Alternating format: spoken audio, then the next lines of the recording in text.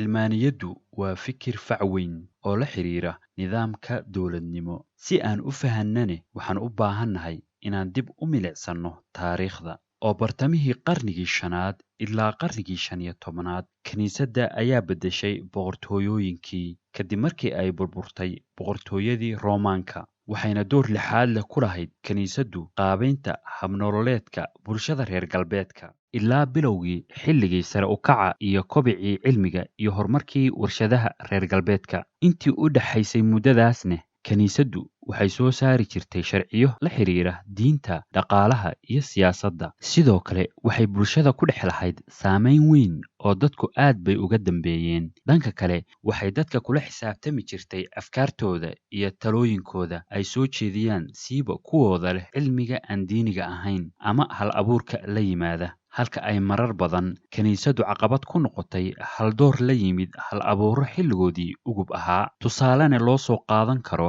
aqoon-yahankii reer Talyaani ee Galileo, kaasi oo ka hadlay ku wareegidda dhulka ee qorraxda. Halka kiniisaddu xilligaas aaminsanayd in qorraxdu ku wareegto dhulka. Wixii ka dambeeyey xilligaasna, waxaa kiniisadda iyo aqoon-yahanka cilmiga maadiga ka dhex bilowday hardan adag iyo kala jiidasho maskaxda shacabka. Sanadkii 1789 waxaa ka bilowday dalka Faransiiska kacdoon shacab, kaasi oo looga soo horjeeday kiniisadda iyo saamaynta ay ku dhex lahayd shacabka. Sidoo kale, is-hortaagidda horumarka cilmiga ee barigaas ka socday dunida galbeedka, iyadoona dadka badi ku khasabtay inay xoogga saaraan u shaqaysashada aakhiradooda iyo yaraynta ku mashquulidda dunida. Mirihii kacdoonkaasna wuxuu noqday in dalkaas maamulaan hay-ado dawladeed oo shacabku soo doorto. Wixii ka dambeeyey markaas, qaybo badan oo ka mida Yurub waxaa ku baahay nidaamka samaynta baarlamaano iyo doorashooyin. Waxayna qaateen is-xukun shacab, taasi oo meesha ka saartay xukunkii adkaa ee kiniisadda. Dhanka kale, waxaa maamulka dawladda laga dhigay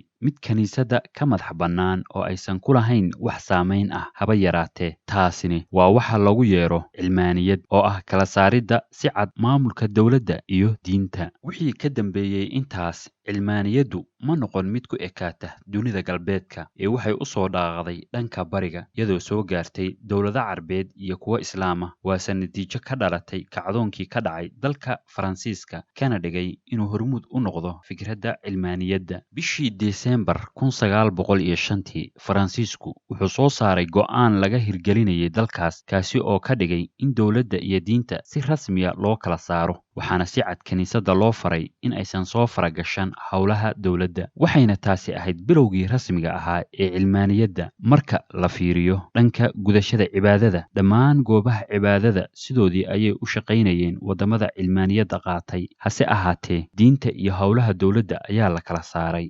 Mas-uuliyiinta xilalka loo dhiibane waxaa ka mamnuuca in lagu dhaariyo hadallo diin ku jirto. Taas beddelkeedana waxaa noqotay dhaarta qaran ee dastuuriga ah. Kolka ay marayaan mas-uuliyiinta inay ku dhaartaan dalkooda, shacabkooda iyo dastuurkooda, inay ugu adeegayaan sida ugu wanaagsan ee karaankooda. Baahitaankii cilmaaniyadda ee dunida ayaa waxaa door lixaad leh ka qaatay gumaystihii reer Yurub ee gumaystay wadamo badan oo dunida ah, iyagoona fikirkaas ka dhaadhiciyey dalalkii ay gumaysteen. Markii ay ku baahday cilmaaniyaddu wadamo badan oo shacabkoodu muslimiin yihiin, nidaamyadii ka dhisnaa waxay dadaal geliyeen la dagaalanka diinta iyo u beddelidda shacabka kuwo bilaa diin ah, sida dalka Turkiga oo kale. Oo markii uu xukunka qabsaday Mustafa Kamaal Ataturk, wuxuu meesha ka saaray khilaafadii Cusmaaniyiinta. Nidaamkii uu talada u hayeyna in badan wuxuu isku howlay sidii dalkiisa uga dhigi lahaa mid dadkiisu aysan haysan diin. Halka taas beddelkeeda wadamada reer galbeedka ee qaatay fikirka cilmaaniyadda ee la kala saarayo dowladda iyo diinta, shacabkoodu yihiin kuwa ku dhagan diintooda Kiristanka, si xorriyad ku jirtana ugu guta cibaadadooda. Cilmaaniyadda ayaa waxaa qaatay wadamo badan oo ku kala duwan dhanka hanaanka maamul, sida kuwa shuuciyiina,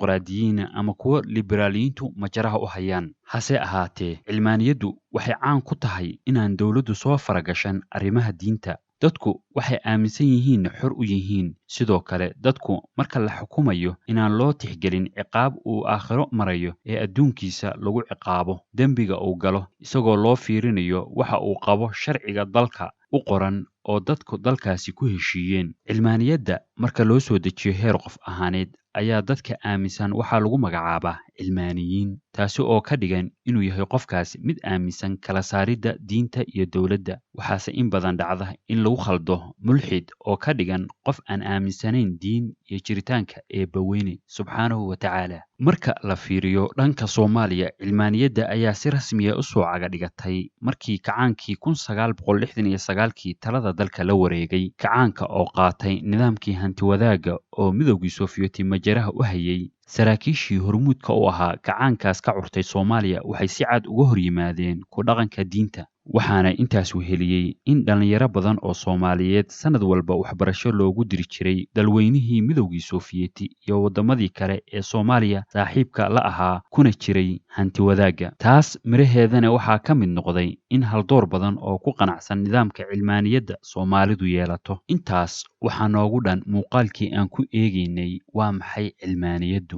Ugu dambaynne, nala wadaag fikirkaaga ku aadan cilmaaniyadda. Ma is leedahayse cilmaaniyadda iyo ilxaadku waa isku mid?